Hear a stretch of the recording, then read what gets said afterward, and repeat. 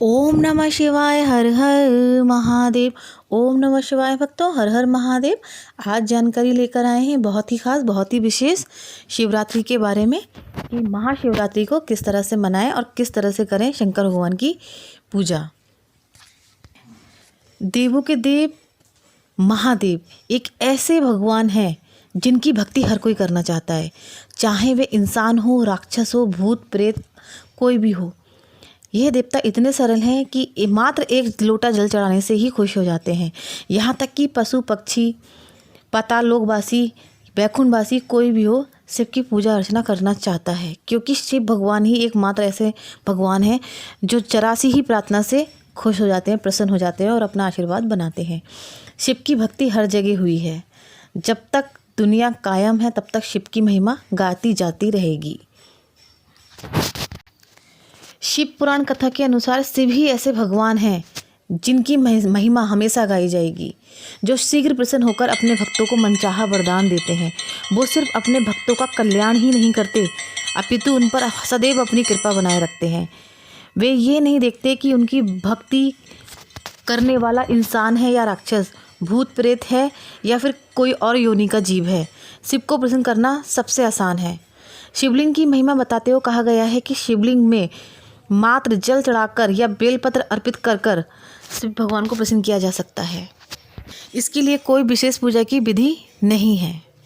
फिर भी मैं आपको कुछ तरीका बताने जा रही हूँ, कुछ विशेष बताने जा रही हूँ, क्योंकि महाशिवरात्रि का दिन आया है। महाशिवरात्रि की पूजा किस तरह से करनी चाहिए, भोलेनाथ को किस तरह से प्रसन्न करना चाहिए, तो मैं आपको फिर भी कुछ जानकारी देना चाहती हूँ जिससे आपकी भी मनोकामना भगवान जल्दी सुन लें। हालांकि शंकर भगवान इतने सरल हैं, भोले बाबा इतने सरल हैं कि आप उनको केवल एक लोटा जल से ही खुश कर सकते हैं। उनको किसी भी चीज़ की, किसी भी भोग की, किसी भी चीज़ की आवश्यकता नहीं है। फिर भी वो हमारे परमपिता परमेश्वर हैं, तो कुछ हमारा भी कर्तव्य बनता है उनकी सेवा अर्चना करने का, उनकी अच्छे ढंग से पूजा करने का। जिस प्रकार एक व्यक्ति अपने बर्थडे आने पर या अपने बच्चों का बर्थडे आने पर, जन्मदिन आने पर खूब अच्छे तरीके से पकवान बनाता है, बच्चे के बर्थडे की स्वागत करता है, कुछ इसी तरीके से हम भी, वो भी हमारे परमपिता परमेश्वर हैं, तो हमारा दिल भी करता है उनकी अच्छे से पूजा पाठ करने का। हालांकि आप सबको पता है कि एक लोटा जल से और ओम नमः शिवाय मंत्र के जाप से ही भोलेनाथ भगवान अपना आशीर्वाद बनाते हैं, लेकिन फिर भी ये हमारी श्रद्धा है, ये भक्तों की श्रद्धा है जो उनको अच्छे से पूजना चाहते हैं। तो मैं उन्हीं के लिए बताना चाहती हूँ जो शिव भगवान की सच्ची आस्था रखते हैं और शंकर भगवान को अच्छे से पूजना चाहते हैं। तो चलिए बताती हूँ आपको। भगवान शिव को अगर आप चावल के 4 दाने भी चढ़ाते हैं, अर्पित करते हैं, तो भगवान जल्दी ही प्रसन्न होकर आपको वरदान देते हैं। पर याद रखिएगा, चावल खंडित नहीं हो, एकदम साफ़ सुथरे अच्छे चावल हों।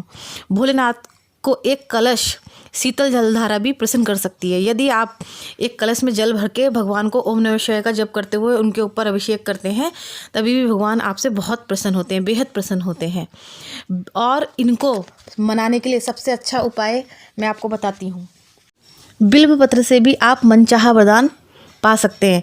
अगर आपके आसपास कोई बेलपत्र का पेड़ है तो आप 108 बेलपत्र या 11 बेलपत्र या 21, 25, 27 इस तरह से आप गिनती में भी भगवान भोलेनाथ को बिल्व पत्र चढ़ा सकते हैं। लेकिन बिल्व पत्र को हमेशा जो उनका चिकना पार्ट होता है ना पत्ती का, वो शिवलिंग पर रख कर चढ़ाना चाहिए, और जो उसके ऊपर जो वेन्स दिखती हैं, लाइनें दिखती हैं, वो पीछे की तरफ आनी चाहिए। बहुत से लोग देखा है कि बेलपत्र को उल्टा चढ़ा देते हैं, ऐसा नहीं चढ़ाना है। चिकना वाला पार्ट पत्ते को, बेलपत्र को शंकर भगवान के सर पे रखना है। भगवान भोलेनाथ पर आप धतूरा, आंकड़ा, बेर, संतरा भी चढ़ा सकते हैं या कोई भी फल श्रद्धानुसार अपनी चढ़ा सकते हैं। और भगवान का अभिषेक इस तरह से करना चाहिए कि पंचामृत बना लीजिएगा, उसमें दूध, दही, शक्कर, घी, शहद तथा गन्ने का रस भी मिला सकते हैं। इस तरह का आप एक चरणामृत टाइप का तैयार कर लीजिएगा। पंचामृत भी बोलते हैं उसको, पंचामृत बोलते हैं उसको भी आप शंकर भगवान के ऊपर ओम नमः शिवाय का जाप करते हुए अर्पण कर सकते हैं। और बाकी आपकी श्रद्धा है। अगर आप चीनी और गंगा जल का भी बनाते हैं घोल के चरणामृत, तो वो भी भगवान को स्वीकार होता है।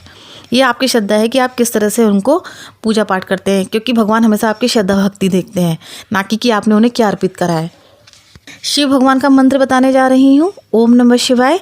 ये एक प्रचलित मंत्र है और शिव पुराण में इसका बहुत ही बड़ा महत्व बताया गया है, किसी भी व्यक्ति को अपनी मनोकामना पूरी करनी है या वो बहुत ही ज़्यादा दुखी है तो वो ओम नमः शिवाय का जाप प्रतिदिन उसको करना चाहिए। अगर वो माला के साथ जाप करता है तो भगवान बहुत जल्दी उसकी मनोकामना पूरी करते हैं।